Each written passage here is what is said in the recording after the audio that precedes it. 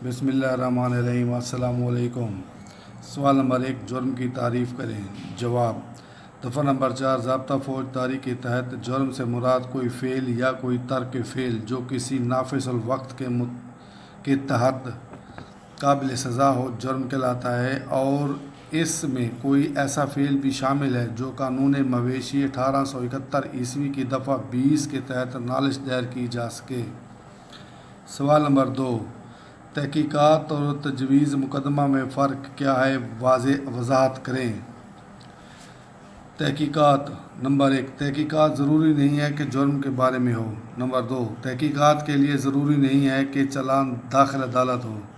Number 3، تحقیقات میں charge frame یا فرد جرم عائد کرنا ضروری نہیں ہے۔ تجویز مقدمہ: نمبر 1، تجویز مقدمہ میں ہمیشہ کسی جرم کے بارے میں ہوتی ہے۔ نمبر 2، تجویز مقدمہ کے لیے چالان کا داخل عدالت ہونا ضروری ہے۔ نمبر 3، تجویز مقدمہ میں فرد جرم عائد کرنا ضروری ہے۔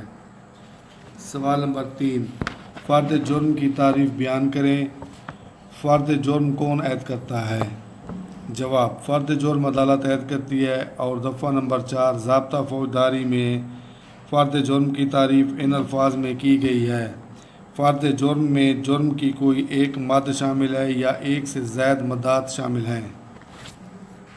سوال نمبر 4، نالش سے کیا مراد ہے؟ نالش دائر کرنے کی ضابطہ فوجداری میں کتنی میعاد ہے؟ جواب: دفعہ نمبر 4 ضابطہ فوجداری میں نالش سے مراد زبانی یا تحریری صورت میں مجسٹریٹ کے روبرو الزام کے کسی معلوم یا نامعلوم افراد نے ارتکاب جرم کیا ہے، تاکہ مجسٹریٹ اس پر ضابطہ کے مطابق کارروائی عمل میں لائے، لیکن اس میں پولیس افسر کی رپورٹ شامل نہیں ہے۔ نالش دائر کرنے کی ضابطہ میں کوئی میعاد نہ ہے، تاہم تاکید کی گئی ہے کہ نالش جلد از جلد دائر کی جائے۔ سوال نمبر 5، تفتیش کی تعریف کریں اور تفتیش کرنے کا مقصد کیا ہے؟ جواب: تفتیش میں مجموعہ اعضاء کے تحت وہ تمام کارروائی شامل ہیں جو شہادت اکٹھی کرنے کے لیے کوئی عہدیدار پولیس یا کوئی دیگر شخص مجسٹریٹ کے علاوہ جسے مجسٹریٹ نے مامور کیا ہو عمل میں لائے۔ تفتیش کرنے کا مقصد شہادت اکٹھی کرنا، عدالت کو شہادت فراہم کرنا۔ سوال نمبر 6، قابل دست اندازی جرم یا مقدمہ اور ناقابل دست اندازی جرم یا مقدمہ میں کیا فرق ہے، واضح کریں۔